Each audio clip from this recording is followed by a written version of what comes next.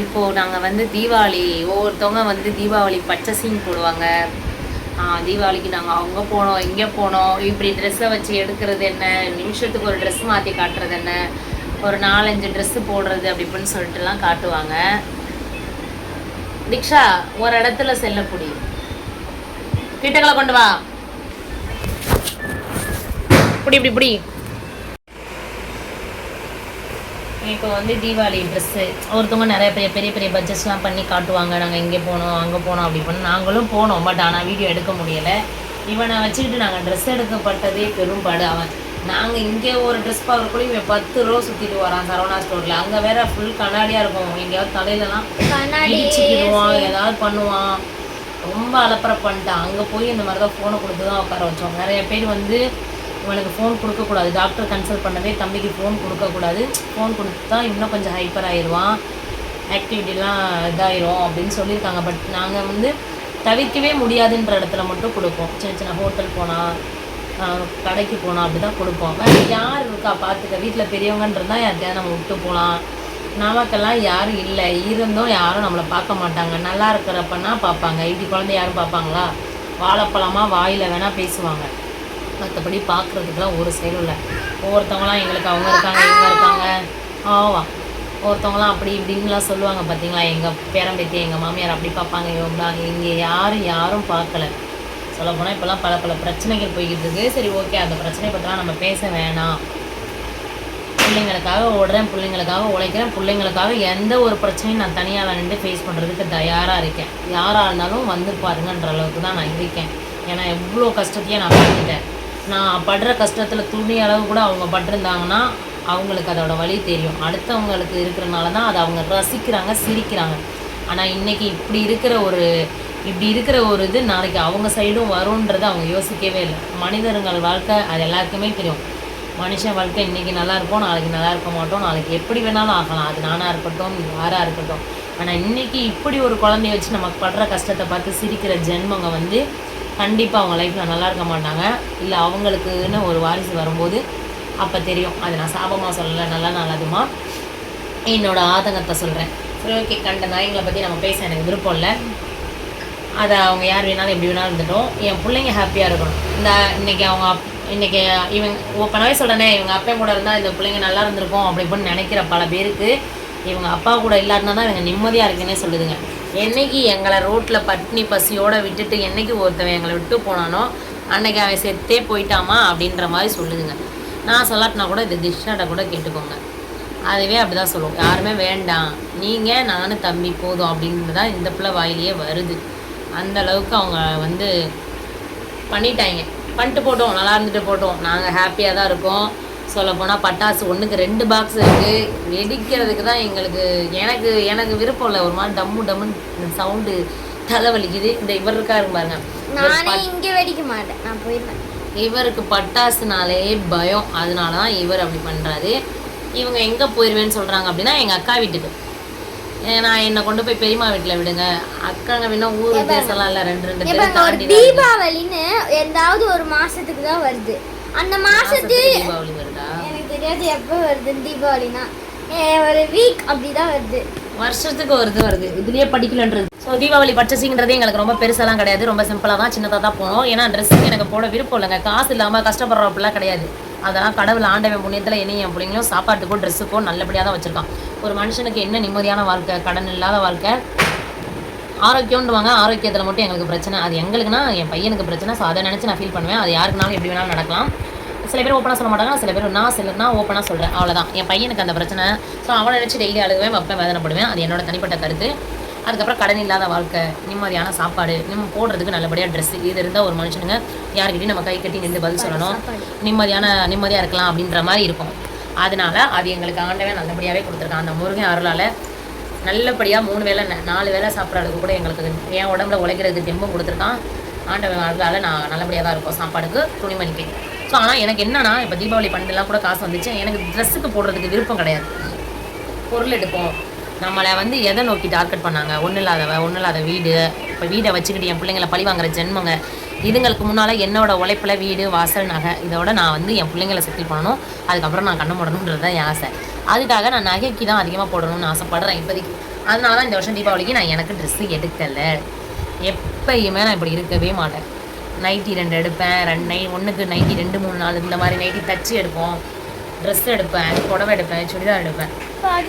ஆனால் இந்த வட்டம் வந்து தீபாவளிக்குன்னு நான் எடுக்கலை. பிள்ளைங்க 2 பேருக்கும் ஒரு வாரத்துக்கு முன்னாடி போய் எடுத்துட்டோம். நாங்கள் எடுக்க போன டைம் பார்த்து செம்ம மழை. ஆல்ரெடி சென்னையில் மழையாக தான் இருக்குது. நாங்கள் போன அன்றைக்கி தான் ரொம்ப மழை ஸ்டார்ட் ஆச்சு. நனைஞ்சு போயிட்டு சரவணா ஸ்டோரில் போயிட்டு வாங்கிட்டு இதுதான் திக்ஷாவோட ட்ரெஸ் ஷாப்பிங். நாங்கள் வரேன் மூஞ்சுக்கு இதுதான் திக்ஷா ட்ரெஸ்ஸு. நாங்கள் போடுறப்ப காட்டுறோம். இது எனக்கே நல்லா இருக்கு. நான் போட்டா நேரப்படி இப்படிதான் விருப்பெத்துங்க. மூஞ்சி தெரியாமல் எடுக்கும், கண்ணு தெரியாமல் எடுக்கும். இது திக்ஷாவோட ட்ரெஸ். இதோட ரேட்டை பார்த்தீங்கன்னா இங்கே காண திக்ஷா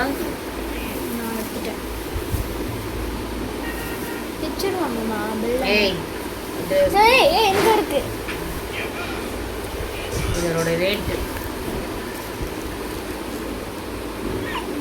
1200 ரூபாய், 1180 ரூபாய். இந்த மேடத்துக்கு இந்த வட்டம் சரவணா ஸ்டோர்ல ரேட். ஒவ்வொருத்தவங்க நினைப்பாங்க பேச காட்டு, ஒவ்வொருத்தவங்க நினைப்பாங்க ஒன்றுமே வந்து 2 பிள்ளைய வச்சுட்டு என் காலுக்கு கீழே வந்து விழுகணும். நான் ஏன் உன் காலுக்கு கீழே விழுகணும்? கடவுள் எனக்கு உழைக்கிறதுக்கு தெம்பு கொடுத்துருக்கான், மனசில் தைரியத்தை கொடுத்துருக்கான், சுயமாக யோசிக்கிறதுக்கு அறிவை கொடுத்துருக்கான். சரியா? ஒருத்தவங்கள மாதிரி நீ மற்றவங்க பேச்சை கேட்டுட்டு சோறு தான் முக்கியம்னு சொல்லிட்டு போய் ஒருத்தவங்கள மாதிரி நான் உட்காரல. அது பெத்த பிள்ளைங்கள ரோட்டில் விட்டு நான் போய் உட்காரல. அதனால் என் பிள்ளைங்களுக்கு என்றைக்குமே நான் 10 வீட்டு வேலை பார்த்து கூட என் பிள்ளைங்களுக்காக நான் நல்லபடியாக எடுப்போம். ஸோ இது வந்து திக்ஷாக்கு தீபாவளிக்கு ட்ரெஸ்ஸு எல்லாருக்குமே எடுத்தாச்சு. எனக்கும் தீபாவளிக்கு ட்ரெஸ் எடுக்கலாம்னு நினச்சோம். பட் ஆனால் நானாக தான் எடுக்கலை, வேணான்னு சொல்லிட்டேன். இது என்னோட தலை ட்ரெஸ். பிள்ளைங்க விஜய்வா என் தலை இந்த ட்ரெஸ் என் தலை இந்த ட்ரெஸ் போடுறக்குள்ளேயும் எங்களெல்லாம் தருதலை ஆக்கிடுவான். ஓடுவான் பாருங்க, இந்த மூளைக்கு ஒரு பட்டன் போட, அந்த மூளைக்கு ஒரு பட்டன் போட. இது ரெண்டும் சேர்ந்து எவ்வளோ இருக்கும் சொல்லுங்களேன்? ஒரு 1000 ரூபாய், 1500 ரூபாய். கெஸ் பண்ணுங்க எவ்வளோ தெரியுமா? இவளுக்கு மட்டும் நான் ரிச்சாக எடுத்துட்டு என் பிள்ளைக்கு ஜஸ்ட் ஃபார் த 570 570 ரூபாய். 570 ரூபாய் தான். 517 கேட்டாங்க. எனக்கு எவ்வளவு கேட்டீங்க? 1200 ரூபாய், டபுள் மடங்கு. அதோட அவனுக்கு சேர்த்து 600 ரூபாய் தான். அவனுக்கு இன்னும் 2-3 ட்ரெஸ் எடுக்கலாம்னு நினச்சோம். நான் தான் சொன்னேன் ட்ரெஸ்ஸுக்கு போட வேண்டாம், இன்னொன்று அடுத்தடுத்து நெக்ஸ்ட் எல்லாத்துக்கும் பிறந்தநாள் வருது. ஸோ எல்லாத்துக்கும் ஒன்று வருது. அதனால தான் இதுங்க 2த்துக்கும் இந்த ட்ரெஸ் தான் எடுத்திருக்கேன். நான் இங்கே ஒரு குடோனில் போய் ட்ரெஸ்ஸு செட்டாக எடுப்பேன் ரஃப்யூஸ்க்குன்னு சொல்லிட்டு. ஸோ அப்படி போயிட்டு அப்புறமேட்டு ரஃப்யூஸ்க்கு எடுத்துக்கலாம் அப்படின்னு சொல்லிட்டு அப்போ விட்டுட்டேன். இன்னொரு மேக்ஸிமம் விஷயம், ரக்ஷன் வந்து இந்த கோட்டு ஷர்ட்டு அதெல்லாம் போட மாட்டான், ஜீன் போட மாட்டான், ஃபுல் பேண்ட்டு போட மாட்டான். அது உங்களுக்கே தெரியும். அவன் அப்படி குழந்தைன்றனால அதை அக்செப்ட் பண்ணவே மாட்டான். கலர்ட்ட சொல்லி ஸ்பாட்லேயே அழுகுவான். அவனுக்கு இந்த மாதிரி சாதாரண டிஷர்ட் இப்படி தான் போடுவான். அதனால தான் எங்கள் அம்மா இவனுக்குன்னே இதை எடுத்தாங்க. இது வந்து கொஞ்சம் எனக்கு வந்து புடவை நான் எடுக்கலை. பட் ஆனால் புடவை வந்து புதுசாக அப்படியே இருக்குது. பில்லு கூட கிழிச்சிருக்க மாட்டோம். இது எப்படின்னா, போன தடவை எதுக்கோ போகும்போது நாங்கள் எடுத்தோம் பில்லு. இதில் உள்ள பில்லு கிழிச்சிட்டேன். பட் அப்படியே இருக்குது. இந்த படம் நல்லா இருக்கான். ஸோ புடவைன்றது இருக்குது. நிறைய பேர் நினைப்பாங்க நாங்களாம் இருந்தோம்னா நீங்கள் அவ்வளோ ட்ரெஸ் எடுத்து போட்டு ஹாப்பியாக இருப்பீங்க. நான் இப்போயும் ஹாப்பியாக தான் இருக்கேன். எனக்கு வந்து எதுக்காக சில ஜென்மங்கள்லாம் நம்மளை விட்டு இப்படி ஒதுங்கி வாழுதுங்களோ வெறுக்குதுங்களோ அவங்க முன்னாடி நம்ம வீட்டுக்கு போடணும். என்னோடய குறிக்கோள் ஆசை இடத்துக்கு போடணும். எங்கள் அம்மா பேரில் ஒரு இடத்த நான் வாங்கி என் பிள்ளைங்களை உட்கார வைக்கணும். இது 2த்துக்கு பின்னாடியுமே ஒரு லட்சியம் இருக்குது. எங்கள் அம்மா சொந்த வீட்டில் வாழ்ந்து சொந்த வீட்டு வாடகைக்கு விட்டு வாடகையெல்லாம் வாங்கி சாப்பிட்டவங்க எங்கள் அம்மா. நாங்களுமே சொந்த வீட்டில் தான் இருந்தோம். அதெல்லாம் ஒரு ஸ்டேஜுக்கு மேலே கஷ்டத்துக்காக இல்லை, ஒரு 3 பிள்ளைங்களை கட்டி கொடுக்குறதுக்காக எங்கள் அம்மா விற்றுட்டு எங்களை நம்பி சென்னைக்கு வந்தாங்க. ஆனால் சென்னைக்கு வந்த இடத்துல எங்கள் அம்மா எவ்வளோ அசிங்கப்பட்டிருக்காங்க தெரியுமா? மற்றவங்கள்ட்ட இடத்துல கட்டி கொடுத்த வீட்லேயே. அவங்க என்னமோ அவங்க சொந்த உழைப்பில் வாங்கி நல்லபடியாக அடுக்குமாடி கட்டி இருந்து அவங்களாம் எங்கள் அம்மாவை பேசினாலும் பரவாயில்ல. அவங்க சொந்த தாத்தா பாட்டி அம்மா அப்பா வீட்டில் இருந்துக்கிட்டு இவங்க உழைச்சி இவங்களே சுயமாக வாங்கின மாதிரி எங்கள் அம்மாவாது எங்கள் அம்மாவாக உழைச்சி சுயமாக வாங்கி அப்படிலாம் இடத்த வாங்கி எங்களை கட்டி கொடுக்கணுமே. எங்கள் அப்பா ரொம்ப ட்ரிங்க்ஸ் சாப்பிட்றவருனால எங்களை கௌரவமாக அம்மா அப்பா பார்த்த மாப்பிள்ளைக்கு தான் கட்டி கொடுக்கணும்னு சொல்லி விரும்பின வாழ்க்கையெல்லாம் கூட எங்கள் அம்மா எங்களை உதறி தள்ளிட்டு நாங்களும் எங்கள் அம்மாவோட கௌரவத்தை நிப்பாட்டணும் அப்படின்னு சொல்லிட்டு எல்லாத்தையுமே நாங்கள் உதறி தள்ளிட்டு எங்கள் அம்மாவை காட்டுற மாப்பிள்ளை நொண்டியோ நோடமோ கருப்போ நல்லா பார்க்குறானா பார்க்கலையா குடிக்கிறான் எதுவுமே தெரியாமல் நாங்கள் கழுத்தை நீட்டி இன்னைக்கு இவ்வளோ தூரத்துக்கு நாங்கள் கஷ்டப்படுறோம்னா எங்கள் அம்மா பார்த்த லைஃப்பில் தான் நாங்கள் கஷ்டப்படுறோம். சரி ஓகே, அது கடவுள் அதனால அப்படிலாம் பேசுறவங்க முன்னால எங்க அம்மா பேர்ல எனக்கு ஒரு இடம் வாங்கணுன்ற ஆசை என்னோட உழைப்புல. அந்த இடத்த வந்து நல்லா என் மையன் ஸ்பெஷல் சைல்டா இருக்கிறனால என் பிள்ளைய எத்தனை வீடு நாங்கள் மாறி இருக்கோம் தெரியுமா. இந்த மாதிரி குழந்தை வச்சிருந்தா வீடு கிடையாதுன்னு சொல்லுவாங்க, கதவுல தட்டக்கூடாதுன்னு சொல்லுவாங்க, செவத்துல கிறுக்கக்கூடாதுன்னு சொல்லுவாங்க, பிள்ளைய பூட்டி வைன்னு சொல்லுவாங்க, ஜன்னலில் ஏற விடாதான்னு சொல்லுவாங்க, வெளியே எதிர் வீட்டுக்கோ எதுக்கோ போய் வாசல் நின்ட்டானா இப்படிலாம் நிற்க விடாதுன்னு சொல்லி டப்புன்னு கதவை சாத்துவாங்க. எவ்வளோ அசிங்கம் அவமானம் தெரியுமா. ஸோ அதெல்லாம் நாங்கள் பட்டு ஸோ அப்படிலாம் நிறைய வீடு நாங்கள் மாறி தான் வந்திருக்கோம். அதனால என் எனக்கு நான் கம்ஃபர்டபுளாக அது ஒரு அவுட்ரு பக்கம் தான், சிட்டிக்குள்ளே சென்னை சிட்டிக்குள்ளெலாம் வாங்க முடியாது நினச்சி கூட. ஸோ ஏதாவது ஒரு அவுட்ரு பக்கம் இடத்த வாங்கி பிற்காலத்தில் அதை கட்டி என் பிள்ளைங்களை அதை உட்கார வச்சுட்டு தான் என் உயிர் போகணும்னு ஆசை. அந்த பழனி ஆண்டவன் முருகன் என்ன படியாக வச்சுருக்கான்னு எனக்கு தெரியல, கடவுள்கிட்ட பாடு. அதனால் இது வந்து அதனால தான் நான் அதிகமாக ட்ரெஸ்ஸுக்கு போடணும்னு நான் நினைக்க மாட்டேன். ஒருத்தவங்க சொல்லுவாங்க நாங்கள் இந்த ட்ரெஸ் எடுத்தோம் 5000 ரூபாயில் எடுத்தோம் 10,000 ரூபாயில் எடுத்தோன்னு, எனக்கு அதை பார்க்க போகாமலாம் இருக்காது அவங்க. அதனால் நான் வந்து அவங்கள பார்த்தெல்லாம் பொறாமப்பட மாட்டேன். பட் அவங்களுக்கு அது பிடிச்சிருக்கு, அவங்கக்கிட்ட இருக்குது, அவங்க எடுக்கிறாங்க.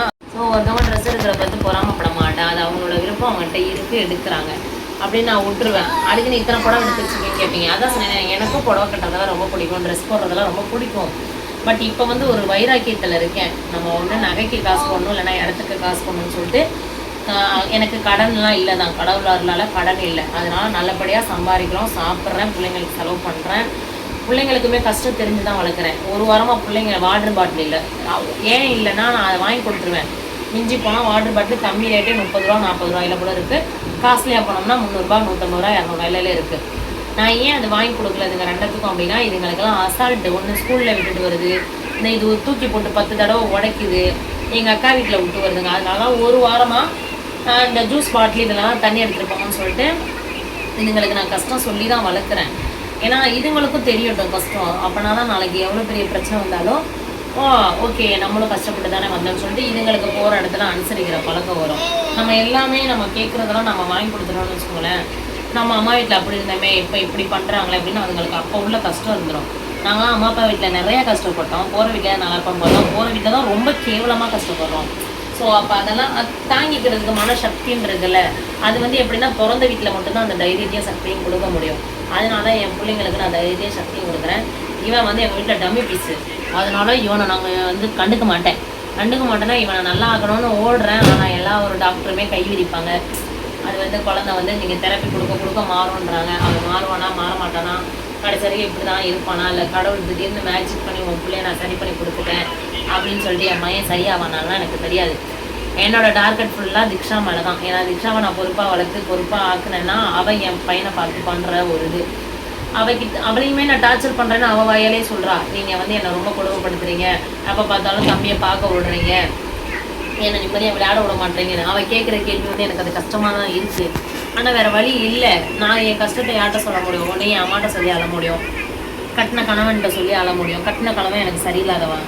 ஸோ எங்கள் அம்மா உயிரோடு இருந்தால் எனக்கு இவ்வளோ கஷ்டம் இருக்கவே இருக்காது. எங்கள் அம்மா இறந்துட்டாங்க, இப்போ இருக்கிறது என் பொண்ணு ஒன்று தான், அவளுக்கு இப்போதைக்கு 10 வயசு. பட் இப்போயே நான் பொறுப்பு சொல்லி கொடுத்தாதான் நான் திடீர்னு பாதியில் அல்பாயுசில் நான் செத்தா கூட என் பிள்ளைய பார்த்துக்கிற சக்தி அவளுக்கு இருக்கும்.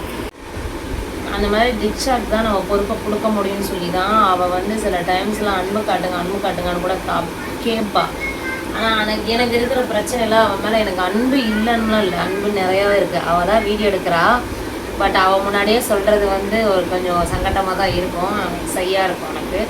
பட் அவள் மேலே எனக்கு பாசம் இருக்குது, அவள் மேலே தான் என்னோட டார்கெட்டே இருக்குது. ஏன்னா அவள் தான் தம்பியை நல்லா பார்த்துப்பான்னு. நிறைய பேர் வாயிலேருந்து வர வார்த்தை அவனை ஹோமில் விட்டுருங்க அப்படின்ற வர வார்த்தை, சொந்தமாக இருக்கட்டும் மற்றவங்களாம் இருக்கட்டும், அவனை ஹோமில் விட்டுருங்க. ஏன் இவ்வளோ கஷ்டப்படுறீங்க, ஏன் நைட்டும் பகலமா அவனுக்கு பாத்ரூம் அழுறீங்க, இவ்வளோ கஷ்டம் கொடுக்குறீங்கல்ல, கட்டின ஹஸ்பண்டை விட்டுட்டு போயிட்டாங்கல்ல. ஸோ அப்படி இருக்கும்போது எதுக்காக நீங்கள் இப்படிலாம் பண்ணுறீங்க ஹோமில்.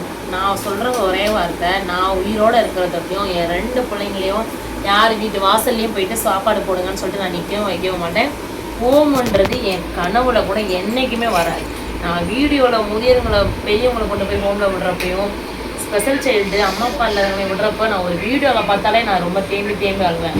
நான் ரொம்ப ஒரு எமோஷ்னல் கேரக்டர். ஸோ அப்படி இருக்கும்போது என் பிள்ளைங்களை கொண்டு போய் ஹோமில் விடுங்கன்னு சொல்கிறப்ப அது அவங்க அவங்களோட என் மேலே சிம்பை க்ரியேட் பண்ணிட்டு அவங்க சொல்கிறாங்க. ஆனால் எனக்கு அதில் உடன்பாடு கிடையாது. நான் சாகிற வரைக்கும் ஹோமில் விட மாட்டேன் என் 2 பிள்ளைங்களுமே. நான் செத்துட்டதுக்கப்புறம் அதுங்க லைஃப் எப்படின்னு எனக்கு தெரியாது. அதனால தான் என்னோடய டார்கெட் ஃபுல்லாக எங்கேயாவது லாங்கில் ஒரு இடம் வாங்கி போடணும். சென்னையில் இடம்னு வாங்கி போட முடியாது. குடும்பத்தில் 2 பேர் 3 பேர் சம்பாதிச்சாலே எங்கேயும் இடமோ நகையோ வாங்க முடியாது. ஸோ அப்படி இருக்கும்போது நான் ஒரு ஆள் சம்பாரிச்சு பிள்ளைங்களுக்கு சாப்பாடுக்கு ஸ்கூல் ஃபீஸுக்கே சரியாக போய்கிட்டு இருக்கு. பட் தெரிஞ்சவங்க தான் ஹெல்ப் பண்ணுறாங்க தான். என்னோடய ஃப்ரெண்டாக இருக்கட்டும், என்னோடய பெஸ்ட்டாக இருக்கட்டும், எனக்கு ரொம்ப பிடிச்சவங்களாக இருக்கட்டும், அவங்க எனக்கு ஒன்றுனா உதவி பண்ணுறது. எனக்கு ஒரு பிரச்சனை இப்படின்னு சொல்லிட்டு யாராவது என்கிட்ட பிரச்சனை பட்டாங்கன்னு ஒரு ஃபோன் பண்ணால் அதெல்லாம் உடனே ஸ்பாட்டில் வந்து நிற்கிறதுக்கெலாம் எல்லாமே இருக்காங்க ஆள். பட் இருந்தாலும் அடுத்தவங்களை நம்ம ரொம்ப கஷ்டப்படுத்தக்கூடாதுல்ல. அதனால மட்டுமே நான் மற்றவங்கள்ட்ட இருந்து கொஞ்சம் ஒதுங்கியே நான் போய்கிட்டு இருக்கேன் தங்கி. அதனால் என்னோடய டார்கெட் ஃபுல்லாக லாங்லலாம் சென்னையில் கொஞ்சம் இடம் கம்மியாக இருக்குது. அப்படியும் இடம் ரொம்ப கம்மியாக இல்லை. ஒரு 5 lakhs போட்டால் ஒக்கா கிரவுண்டு இந்த மாதிரிலாம் இருக்குது லாங்கில், கொஞ்சம் லாங்கில். எனக்கு அப்படி ஒரு ஆசை. ஒரு இஎம்ஐல கஷ்டப்பட்டு ஒரு 3 லட்சம் சேர்த்து எங்கேயாவது வச்சுட்டு நம்ம நகைன்றது எதுவுமே இல்லை, எல்லாமே பேங்கில் இருக்குது. ஸோ அதெல்லாம் மீட்டுட்டு அந்த பேங்கில் கொண்டு போய் திரும்ப வச்சுட்டு எங்கேயாவது கொஞ்சம் லாங்கில் இடத்த வாங்கி போட்டு என் பிள்ளைங்களுக்கு இப்போதைக்கு இடத்த வாங்கி போட்டு என் பிள்ளைங்கள கவர்மெண்ட்டாக தான் பாப்பா படிக்கிறான். கவர்மெண்ட்னா 15,000 20,000 ஃபீஸில் படிக்கிறான். தம்பிக்கு மட்டும் ஃபீஸ் அதிகம். மாதம் அவனுக்கு கிட்டத்தட்ட 2,000 கிட்ட கட்டுறோம். என்ட்ரன்ஸ் 10,000 கட்டுறோம். இது எல்லாமே நான் ஒரு ஆளாக இருந்து தான் இப்போ நான் பிள்ளைங்களை இந்த வருஷம் நான் ஸ்கூல் சேர்த்தது வந்து நான் ஒரு ஆளாக இருந்து தான் நான் இது கஷ்டப்பட்டுக்கிட்டு இருக்கேன். பட் நான் என்னோடய ஃபுல் ஸ்டோரியை நான் சொன்னதே இல்லை. இப்போயுமே பார்த்துட்டு சொல்லுவேன். ஏன்னா எங்கள் குடும்பத்தில் நிறைய பேருக்கு நான் சோசியல் மீடியா யூஸ் பண்ணுறது விருப்பம் இல்லை. என் குடும்பத்துக்கு என் அக்காங்க நீங்கள் அதெல்லாம் அவங்க என்னென்னா எதுக்கு எல்லா விஷயத்தையும் சொல்கிற, எல்லாரோட பார்வையும் ஒரே மாதிரி இருக்காதுன்றாங்க. அவங்க கேட்குற கேள்வி கரெக்டு தான். பட் நான் சோசியல் மீடியாவுக்குள்ள வந்துட்டேன். நான் அந்த சோசியல் மீடியாவை நான் விளையாட்டாக யூஸ் பண்ணேன். அது வந்து என்னோட ஒரு கெட்ட பேர் சொல்லிட்டாங்க. சோசியல் மீடியா நீ இதெல்லாம் யூஸ் பண்ணேன், நீ மற்ற எல்லா ஆம்பளையோடையும் போயிடுவேன்ற வார்த்தையெல்லாம் யூஸ் பண்ணிட்டாங்க. நான் இந்த என்னோட மறு வீட்டில். ஸோ அப்படி இருக்கும்போது அவங்க முன்னாடி நான் அந்த சோசியல் மீடியாவையும் நான் விடக்கூடாதுன்றனால நான் மீண்டும் நான் அதில் போட்டுக்கிட்டே இருக்கேன், வீடியோ போட்டுக்கிட்டே இருக்கேன். ஆள் எனக்கு சப்போர்ட் பண்ணாதனால நான் அதில் போட்டுக்கிட்டே இருக்கேன். நான் போட தான் செய்வேன்.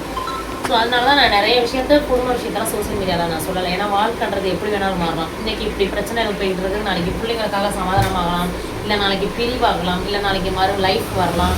நிறையா பிரச்சனைகள் இருக்குது நம்ம லைஃப்பில். ஸோ நம்ம எல்லாத்தையுமே எதுவுமே சொல்ல வேணாமே அப்படின்றனால தான் எதையுமே அவ்வளோவா சொல்கிறதில்ல. நான் முடிஞ்ச வரைக்கும் தெரிஞ்ச விஷயத்த மட்டும் நான் சொல்லியிருக்கேன். ஸோ அதனால் நான் ட்ரெஸ்ஸுக்கோ அதிகமாக எதுக்கும் நான் அவ்வளோவா போட மாட்டேன். ஸோ இது என்னோடய ஃபஸ்ட்டு. இதை வந்து அன்னைக்கு போட்டாங்க, கலெக்ஷன் போட்டாங்க ஒரு இடத்துல. அப்போ வந்து நான் வாங்கினது தான். அப்போ ஒரு 3 புடவை வாங்கினேன். அதில் ஒரு புடவை கட்டிட்டேன். இப்போ 2 புடவை இருக்கான 2 புடவையும் எனக்கு தைக்க கொடுக்க விருப்பம் இல்லை இந்த வருஷம். அதனால நான் தைக்கவும் இல்லை, எதுவுமே பண்ணலை. ஸோ இது இந்த புடவை, இது நல்லா இருக்கா பாருங்கள். ஆனால் நாளைக்கு நான் கட்டுவேன். ஏன்னா எல்லோரும் வந்தால் இன்னைக்கு அவங்களாம் ஒரு மாதிரி நக்கா பேசுவாங்க. நம்ம மனசுக்குள்ள வேற கஷ்டம் இருக்கும், என் பிள்ளை மாறாதா அப்படி பண்ணிட்டுன்னு. ஆனால் அவங்க ஒரு நக்கெல்லாம் நினைப்பாங்கண்டா நம்ம இல்லை, அதனால தான் இது வந்து தீபாவளி கொண்டாடலை, அவளுக்கு தேவை, அவள் அனுபவிக்கட்டும் அப்படி பண்ணுற மாதிரி நக்கல் மாதிரி சேர்ப்பாங்க. நான் இன்னைக்கு ஹாப்பியாக இருக்கணும்னா உங்களை விட டபுள் மடங்கில் நான் ட்ரெஸ் எடுத்து நான் ஹாப்பியாக தலை நிறைய பூ வச்சுட்டு நான் ஹாப்பியாக இருக்கணும்னா நான் ஹாப்பியாக இருப்பேன். வீடியோ ஆஃப் பண்ணிட்டியா?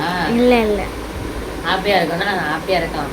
பட் எனக்கு வந்து என்னோட டார்கெட் வந்து உங்கள் முன்னாடி உங்களை வெறுப்பேற்றி வாழ்றது என்னோட வாழ்க்கை கிடையாது. எனக்காக வாழணும், என் பிள்ளைங்களுக்காக வாழணும், என் பிள்ளைங்களுக்காக மட்டும் நான் வாழணும்.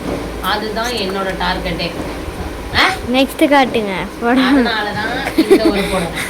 நீங்க பேசுறதெல்லாம் போர் ஆயிரும். அதுக்கப்புறம் ஆகாது. நீங்க காட்டி மெதுவா பேசுங்க, அப்பதான் இது. அப்புறம் இந்த படம் இது 2 இருக்கு. அதுக்கப்புறம் புதுசு ஆல்ரெடி ஆக்சுவலி எனக்கு எனக்கு இந்த புடவை தான் பிடிச்சிருக்கு. புதுசு இல்லை, இன்னொன்னுலாம் நிறைய வீட்டில் இருக்குது. அதாவது ஒரு நாள் கட்டினது அப்படிலாம் இருக்குது. அதுக்கப்புறம் தீபாவளிக்கு எல்லாருமே கேட்டாங்க, நான் எடுத்து தரேன் நீ எடுத்து தரேன் அப்படின்ட்டுன்னு. எனக்கு உடன்பாடு இல்லைங்க, எனக்கு ட்ரெஸ்ஸில் உடன்பாடு இல்லை. அதுதான் சொல்லப்போனால் எங்கள் அப்பாவுக்கு கூட எடுக்கலை இந்த வருஷம். நான் எடுப்பேன். ஆஃபர்ட்டு முன்னாடி கொண்டு வா.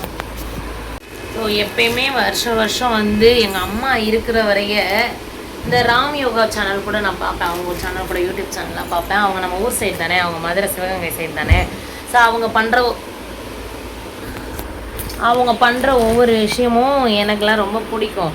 அம்மா கிட்ட இருந்தெல்லாம் தீபாவளிக்கெலாம் கொடுப்பாங்க பார்த்தீங்களா. அவங்க வீட்லேயும் 3 பொண்ணுங்க தான், நாங்களும் 3 பொண்ணுங்க தான். என் தம்பி இருக்கான்.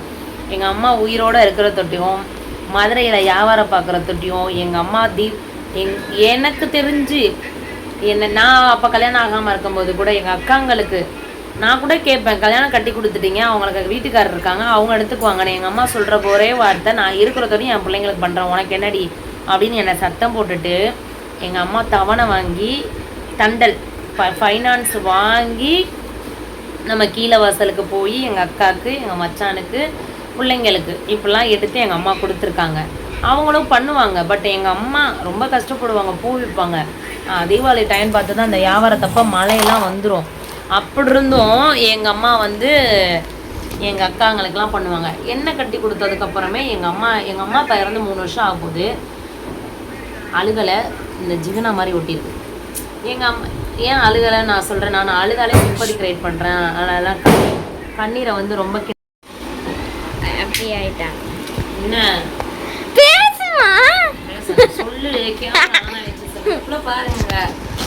எங்கள் அம்மா உயிரோட இருக்கிறதுலையும் எங்களுக்கு நல்லா தான் பண்ணாங்க. எங்களை கட்டினவங்களுக்கு எல்லாருக்கும் பிள்ளைங்களுக்கெல்லாம் ட்ரெஸ் எடுத்து கொடுத்தாங்க. எங்கள் அம்மா அப்பாவுக்கும் நாங்கள் எடுத்து கொடுத்தோம்.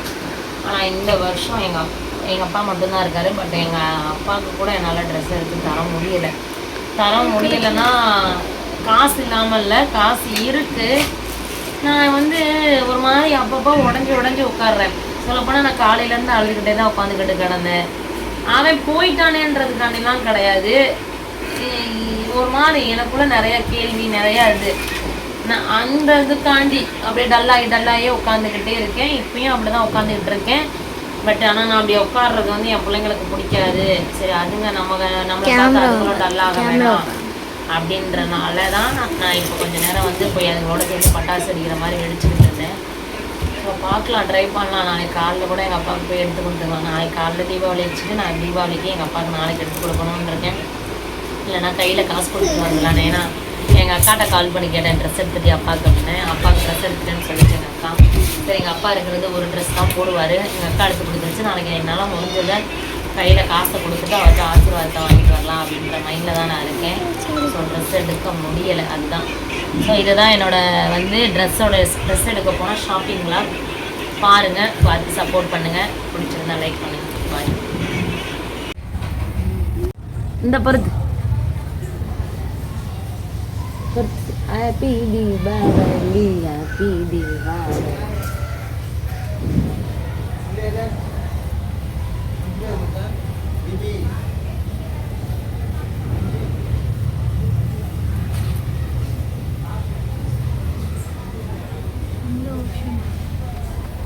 பண்ணலாம்.